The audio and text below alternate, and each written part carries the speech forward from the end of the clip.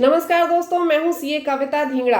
आज हम डिस्कस करेंगे कि क्या ट्रस्ट के जो ऑब्जेक्टिव्स हैं उसको आप चेंज कर सकते हैं। ऑब्जेक्ट क्लोज जो है ट्रस्ट का वो चेंज किया जा सकता है, और अगर किया जा सकता है तो इसके लिए क्या क्या कंडीशंस पूरी होनी जरूरी है, किन किन बातों का हमें ध्यान रखना होगा। देखिए, सबसे पहले तो मैं एक चीज बता दूं कि जब भी आप ट्रस्ट के ऑब्जेक्ट्स चेंज करने की बात करते हैं तो आप उसमें ऐसा नहीं है कि जो उसका मेन ऑब्जेक्ट है उसी को ही उठा करके चेंज कर देंगे। जो ओरिजिनल ऑब्जेक्ट है उसे आप डिलीट नहीं कर सकते हैं। इस बात का आपने खास तौर से ध्यान रखना है। जैसे मद्रास हाई कोर्ट के अंदर एक केस हुआ था, शक्ति चैरिटीज वर्सेस सीआईटी। उसके अंदर उन्होंने जो उनके मेन ऑब्जेक्ट्स थे, मेन ऑब्जेक्ट ही डिलीट कर दिए थे। तो मेन ऑब्जेक्ट डिलीट करना ये चीज पॉसिबल नहीं है, उसे आप नहीं कर सकते। आप एडिशनल ऑब्जेक्ट्स तो ऐड कर सकते हैं, लेकिन मेन ऑब्जेक्ट्स आपको डिलीट नहीं करने हैं। दूसरी बात आपको जो इसमें ध्यान रखनी है, जो भी आपके मेन ऑब्जेक्ट्स रहे होंगे आपकी सोसाइटी के, उन मेन ऑब्जेक्ट्स के ऊपर कोई भी नेगेटिव इफेक्ट नहीं आना चाहिए। जैसे हमने पिछले वीडियो में भी डिस्कस किया था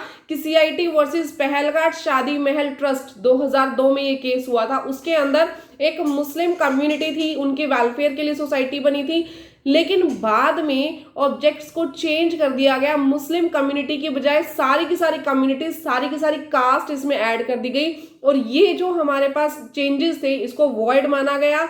रीजन बीइंग, जो पहले ऑब्जेक्ट था सोसाइटी को बनाने का वो ये था कि मुस्लिम कम्युनिटी के वेलफेयर के लिए काम हो। ठीक है, जो काम हो वो किसकी वेलफेयर के लिए हो? मुस्लिम कम्युनिटी की वेलफेयर के लिए हो। लेकिन अगर आपने मेन ऑब्जेक्ट ही चेंज कर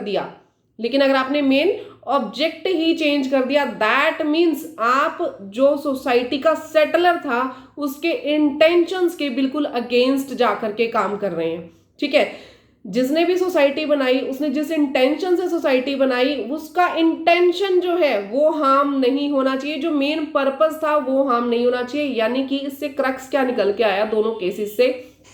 ना ही तो पुराना ऑब्जेक्टिव आप डिलीट कर सकते हैं, ना ही आप नया कोई ऐसा ऑब्जेक्टिव बना सकते हैं जिससे कि जो ओरिजिनल ऑब्जेक्टिव्स हैं उसको कोई नेगेटिवली इफेक्ट हो या वो चीज हार्म हो जाए। ठीक है, अब मैम क्या नए ऑब्जेक्ट्स हम इसके अंदर बना सकते हैं? जी हाँ, नए ऑब्जेक्ट्स आप ऐड कर सकते हो। आप एक सप्लीमेंट्री डीड बना सकते हो। आप क्या कर सकते हो? एक सप्लीमेंट्री डीड बना सकते हो, नए ऑब्जेक्टिव्स इसके अंदर ऐड कर सकते हो, अल्टरेशन कर सकते हैं। लेकिन हमें मैम इसके लिए क्या करना होगा? आपको कोर्ट की परमिशन चाहिए होगी। आपको क्या करना पड़ेगा? कोर्ट के पास जाना पड़ेगा, सिविल कोर्ट के पास जाकर के आपको इसकी परमिशन लेनी पड़ेगी। लेकिन आपको इसमें किस बात का ध्यान रखना है? फर्स्ट वन, जो आपकी ओरिजिनल ट्रस्ट डीड है, जो भी आपकी ओरिजिनल ट्रस्ट डीड है वो ट्रस्ट डीड, उसके अंदर कोई ऐसा पॉइंट नहीं लिखा होगा कि आप ऑब्जेक्ट्स को चेंज नहीं कर सकते। अगर आपकी ट्रस्ट डीड में ही लिखा हुआ है that object can not be altered, तो आप कभी भी ऑब्जेक्टिव्स को चेंज कर ही नहीं पाओगे। ठीक है, तो उसके अंदर ऐसा कोई भी चीज नहीं लिखी होगी। दूसरा, जो भी सेटलर की कंटेंशन थी, इंटेंशंस थी, वो इंटेंशंस हार्म नहीं होनी चाहिए। जो ओरिजिनल इंटेंशन है उसके अगेंस्ट जाकर के आप काम नहीं कर सकते। दूसरा, अमेंडमेंट की उसके अंदर क्लोज होना चाहिए कि आप अमेंड कर सकते हो अपने ऑब्जेक्ट क्लोज को। क्लियर? उसके बाद आपने क्या करना है? जाकर के सिविल कोर्ट से परमिशन लेनी है। हमारे पास एक ऑलरेडी केस हुआ है सीआईटी वर्सेस कमला टाउन ट्रस्ट का। कमला टाउन ट्रस्ट का केस 1996 में हुआ था। इस केस में भी उन्होंने ऑब्जेक्ट्स को अल्टर किया गया था। ठीक है, लेकिन उसमें क्या थे? अमेंडमेंट क्लोज ऑलरेडी उसके अंदर थे कि आप अपनी ऑब्जेक्ट जो है आपके उसके अंदर आप अल्टर कर सकते हैं। अब अगर इनकम टैक्स अथॉरिटीज, ध्यान रखिएगा, इनकम टैक्स अथॉरिटीज उस अल्टरेशन का पार्ट हो या ना हो कोई फर्क नहीं पड़ता, उनको ये चीज माननी ही पड़ेगी। क्लियर? जिस टाइम पे आपने अल्टरेशन करवाई ऑब्जेक्ट्स के अंदर, तो उस टाइम पे अगर इनकम टैक्स अथॉरिटीज उसका पार्ट नहीं थी, उस जो भी जजमेंट हुई उसका पार्ट नहीं थी, तो भी उनको ये मानना पड़ेगा। और एक बात आपको ध्यान रखनी है, जो कोर्ट है, कोर्ट एज पर सेक्शन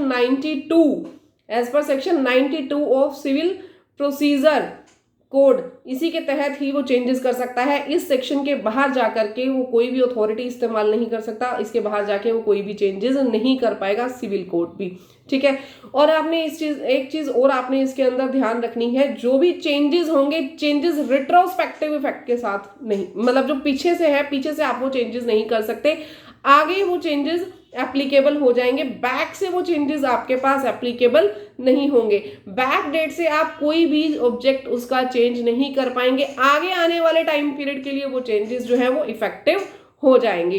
तो इससे रिलेटेड अगर आपको कोई भी क्वारी होती है ऑब्जेक्ट चेंज से रिलेटेड, तो आप मुझे कमेंट सेक्शन में पूछ सकते हैं। मैं ज़रूर कोशिश करूंगी कि आपकी हर एक क्वेरी का जवाब दूं।